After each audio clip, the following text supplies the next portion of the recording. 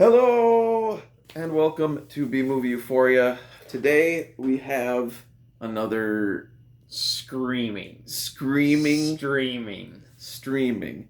I've been getting this wrong. I think I get it wrong every time, and then I write it the other way. Anyway, it's basically a lot of movies come out on streaming services, and we watch them. So that's what we did tonight. And it was intense. Yeah. We watched Ganja and Hess. Which isn't a new movie. No. It's actually a very old movie. But the thing about it is it's strange. It didn't have a very good theatrical release, and then it had a obscure VHS release, and then it had ho-hum DVD release, and there's no Blu-ray. At least I don't think there is. I didn't even know it was on DVD. Yeah, there's a DVD, but I couldn't tell you who released it or when it was released, and I've never seen it. So, I just know it exists. Somebody told me about this movie. I think my friend Ian told me about Ganja and Hess years and years and years ago, and I think I didn't see it because of his description of it.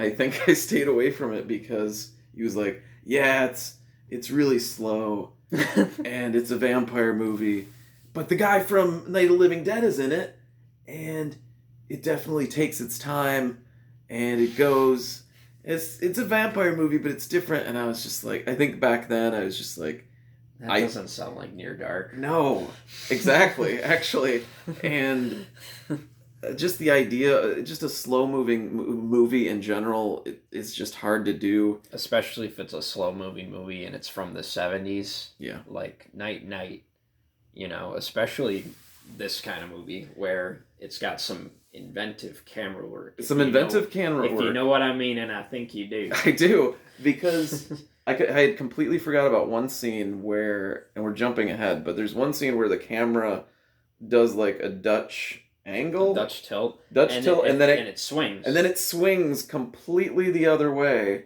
and goes all the way around. Anyway, so and then it does it again.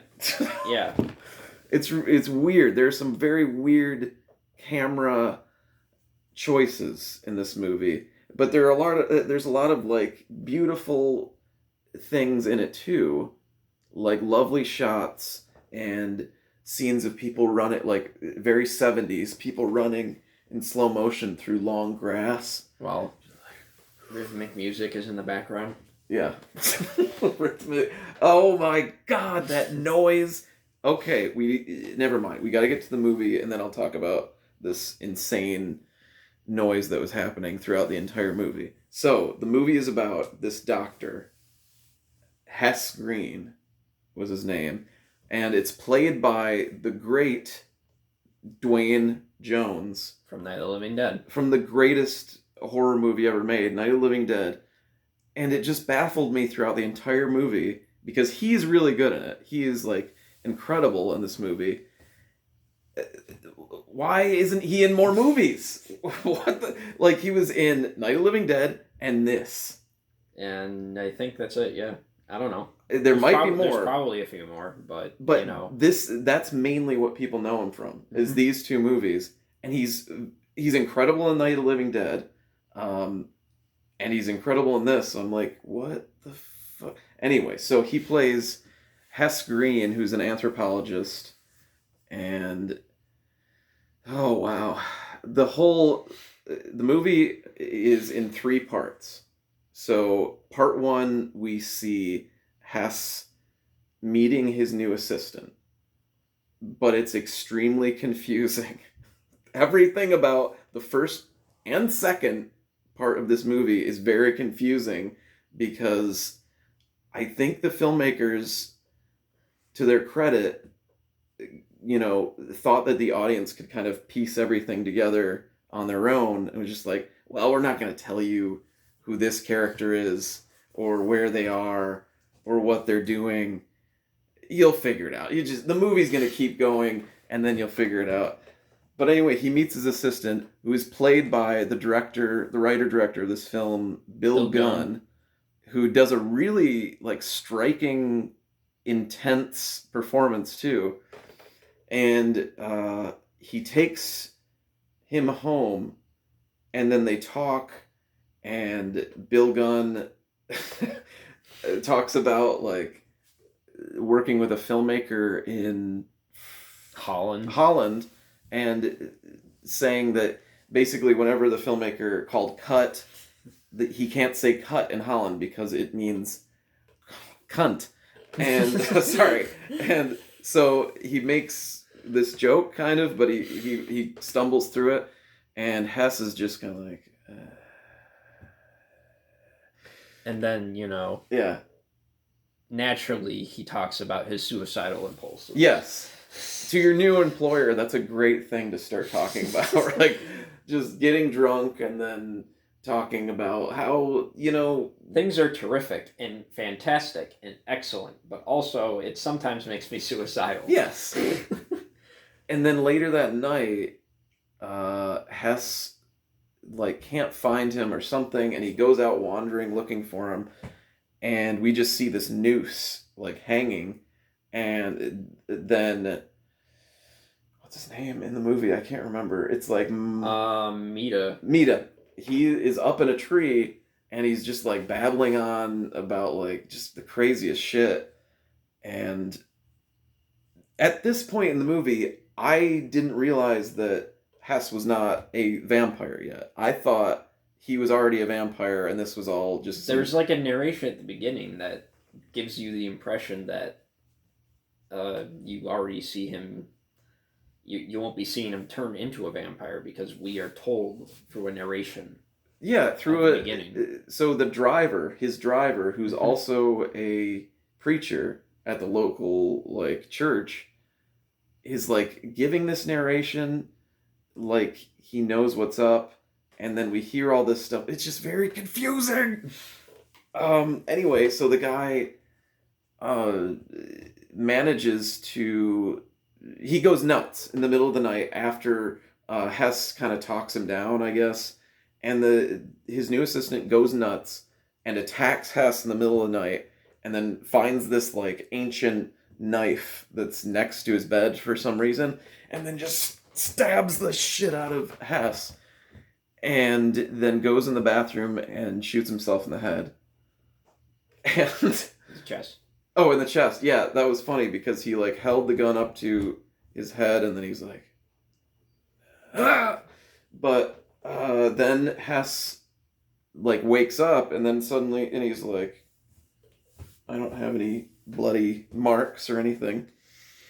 And so then he goes into the bathroom, and then suddenly he's just slurping up this blood that's pouring out of his new assistant. And so that's confusing because if you just immediately got this bloodlust, you're just like, all right, there's blood right there. Let me slurp it up. Let me gobble that. That's good. It looks like good shit. I don't think that's how it works, but in the rules of this movie, it's just this kind of continuous, you just kind of go with it, I guess. Okay. Can you refresh me on part two, second part of this movie? Second part of this movie. I'm having trouble remembering it. Well, there's a lot of Hess going to meet hookers. Yes. Okay. Yeah. And, he goes to a clinic to get himself checked up, and then he like plants an explosive in a trash bin, so he can distract the orderlies to get to the blood bank. Oh, yes. Yes. Okay. Yeah, no, and then I presume he takes all that and stores it in his cellar. Yes, because that's his wine cellar that's down there. Okay. And there's just a lot of, like... There's a lot of scenes that seem almost like dreams. Yes. Everything is very dreamlike. There are a lot of slow motion shots. There's a lot of like half dissolves to this field that he presumably is dumping bodies in. Yeah, not even presumably. He is, like, we seen, there's one scene. Well, they don't show him dumping all the bodies. Just the one. Yeah. But yeah, there's that, and I think in part 2 of this movie, that's when this fucking noise starts happening. Yeah. Which is all these crazy sounds. It's children singing, but also mixed with this hum, like this electrical hum, like a razor, or I don't know, but it's and it's, I realize that they're putting it in for, you know, to put you off edge and to make you feel like uncomfortable, but it's so grating and it's so just I couldn't the power of this movie is that it was interesting enough that I could make it through a noise like just happening every once in a while. So that should be a pretty big recommendation to this movie, to be honest. And also, in the second half, there are a lot of cutaways to the local church and the pastor doing sermons, too. Mm-hmm. Because there's a lot of... Religion is a big part of this movie. And we read the synopsis on Shudder. We watched this on Shudder. Which, you know... They pay those people to write that, unlike us who just watch a movie and can't understand it because we are not being paid to do so. Yes. And they said that the symbolism in the movie is alluding to white imperialism and black assimilation, and hypocrisy of organized religion and all these other heady things that I think completely went over our heads while we were watching it. Yeah, I think I got some of it, but yeah, I was kind of just focusing on it being kind of a atmospheric melodrama. Yeah. But in a way that only like a regional horror movie could. Yes. Because the 70s was all about that. But this has a different cultural flavor because I think maybe there's 2 or 3 white people in this movie. Mm-hmm. And there's like that one guy at the beginning. We never see him again. Yeah. I couldn't tell you who that guy was. He showed up when... And it was like a dream sequence. So like... Is that what the white imperialism refers to?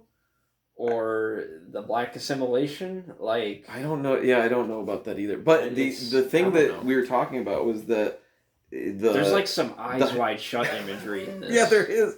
There's like... the white guy that we never see again wears a mask at one point. And then everybody's wearing a mask. And there's like a party. There's a party, but we never really see the party.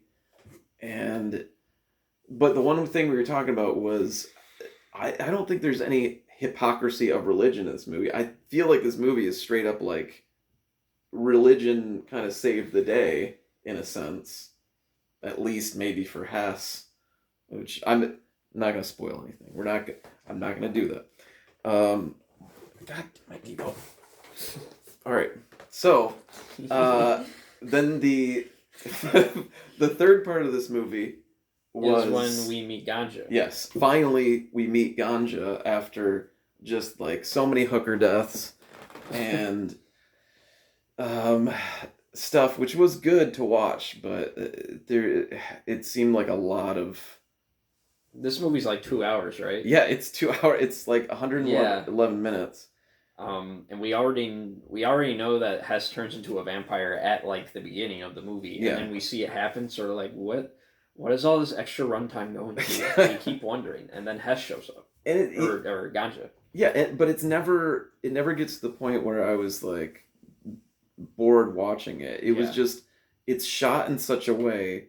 It reminded me of Robert Altman, who did like MASH and The Player and Shortcuts, and his style of filmmaking was basically set up a bunch of people and have them basically, they're improvising their lines. There is like a loose script, But then he would just like take his camera and go to the different people talking in the room, and it would just be this very like loose, what Joe Bob calls Zen filmmaking. Oh, You know, like just like I don't think Roger or Robert Altman kind of coined that term, but yeah. I know what you mean. Yeah, but anyway, there was a lot of scenes that were just kind of rambling, and not really anything was being said, but it felt good because it felt authentic. Like all of the um, church scenes felt incredibly authentic. It felt like they were just like, "Can we film in here for a day while you preach?" And it felt incredibly real, and all the scenes felt real. And then we get to Ganja, and Ganja is like, she's incredible. She's so good. The acting is so good. She shows up, and she's immediately she calls Hess on the phone, and she's like, "Is my piece of shit husband there?" And he's like, "Who's your husband?" And her husband is the assistant that was responsible for all this. And so he's like, "No, he's not here, or he can't talk to you," something like that. He's not available. He's not available. He so, disappeared. Yeah. And so she's like, "Well, my husband was living with you, so since I can't afford a decent hotel room, yeah, I'm gonna come down there." And she's so powerful, and she's so like, she's really sexy in this movie. Oh my god. And she just basically, she comes into the mansion, and she just kind of takes charge, and she's just kind of like talking shit to the butler, and like they're having this really nice breakfast outside, and she's just like, "What is this? Bring me some grits. You know what grits are, don't you? You know what they are." And hominy grits. hominy grits. And then what does she ask him for? Grape jelly, hominy grits, and an extension cord for a record player. That was such a good scene, because she's just like, "For a record player, madam.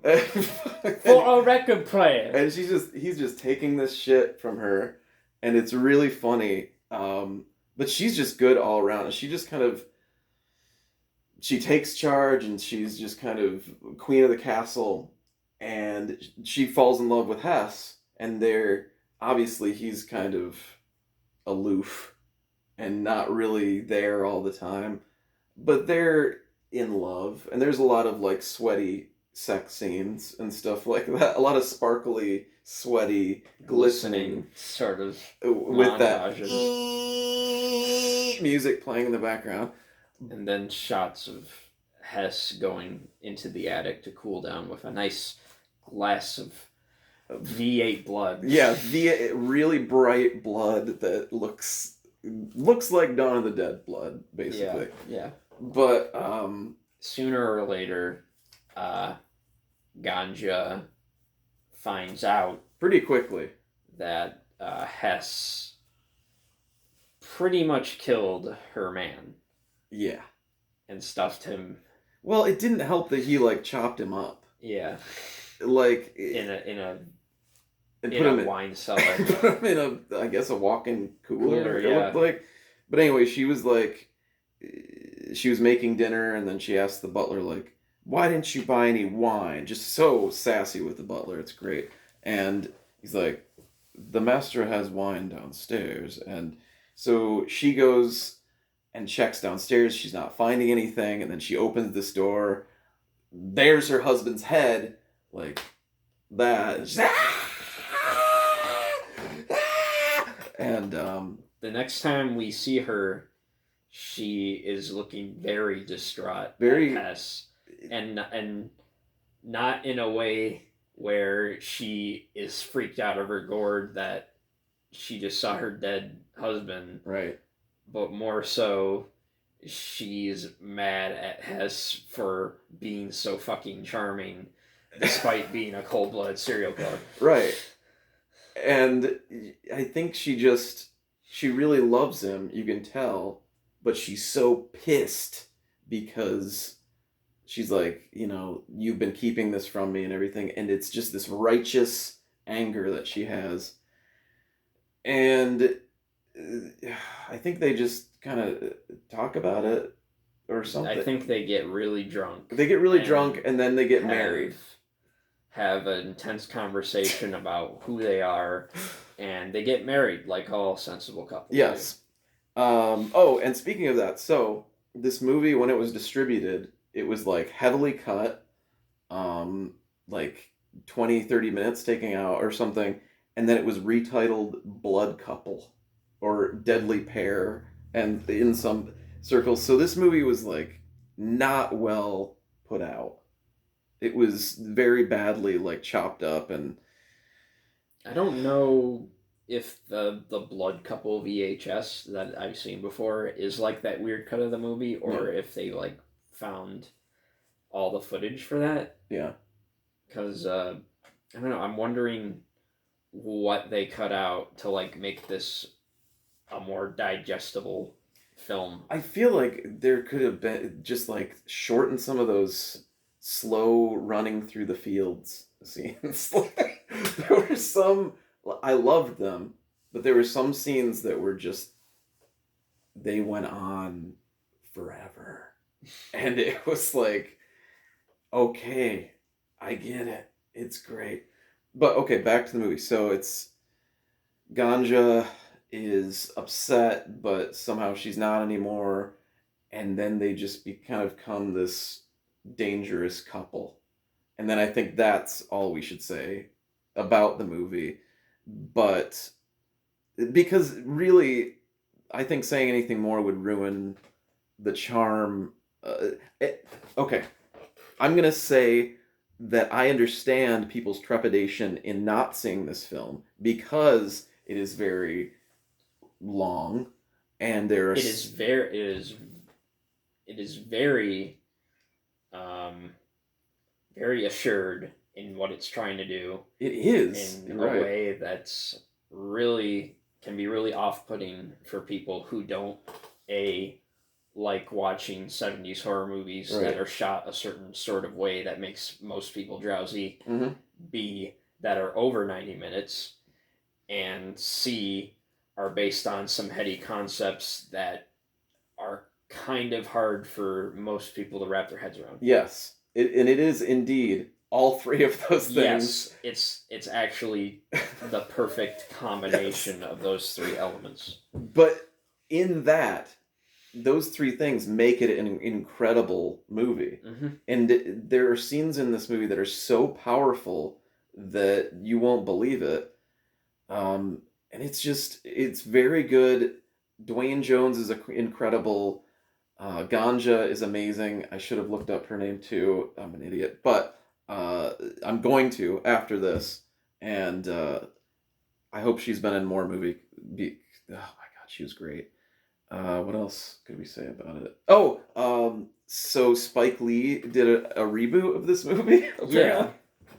Because I was not aware of. Neither was I, but I remember hearing about this film, The Sweet Blood I knew the title of the movie, but I didn't know it was a remake of this, or that Spike Lee had ever done a horror movie. No, I only found out because I was looking up Bill Gunn and I was seeing like his other writing credits and stuff. And then that movie came up and I was like, that's kind of strange. And then I looked into it and it's literally the same story of Ganja and Hess.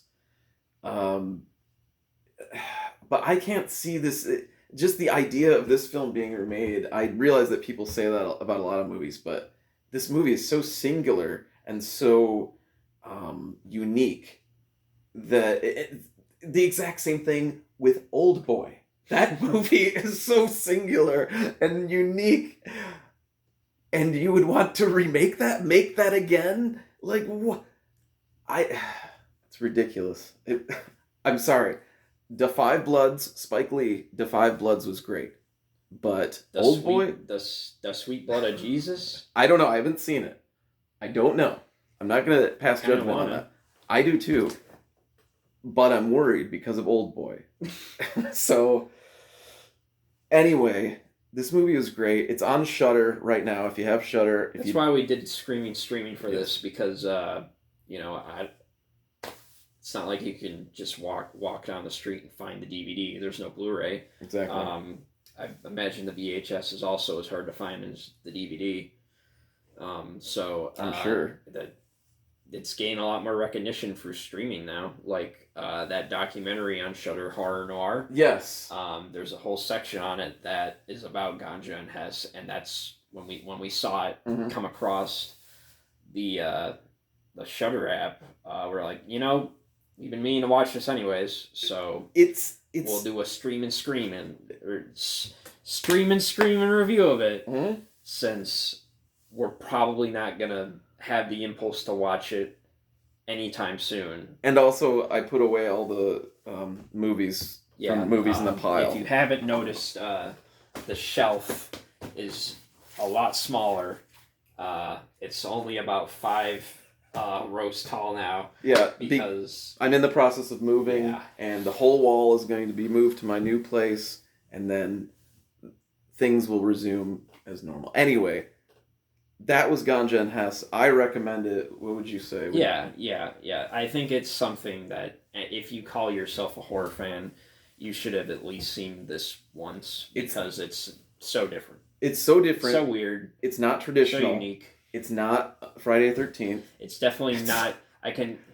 This is totally a movie where if Joe Bob did a whole night where he showed this and then interrupted it like 6 or 7 times because it's 2 hours long. Yeah. Oh my God. That would be like 3 hours. Get everybody up to speed on the themes. Oh.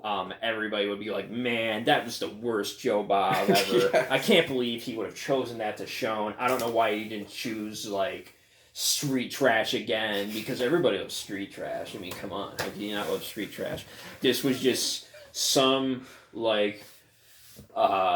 Jordan Peele, proto bullshit,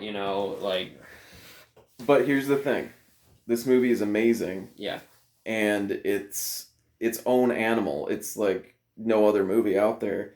And it's amazing. And it would be a good, great double feature, this and Martin. So if you've ever seen Martin. Yeah, it's right here. Yeah. We haven't seen, since we're doing a stream, we don't have a copy of Ganja Hess, but we do have a copy of Martin, which is actually, I think, my favorite vampire movie. Yes, it's incredible. And it shares a lot of weird idiosyncrasies with Ganja and Hess. And I think they were probably made around the same time. Ganja was early 70s. Martin was mid to late. Oh, okay. So, I think Martin came out in 78.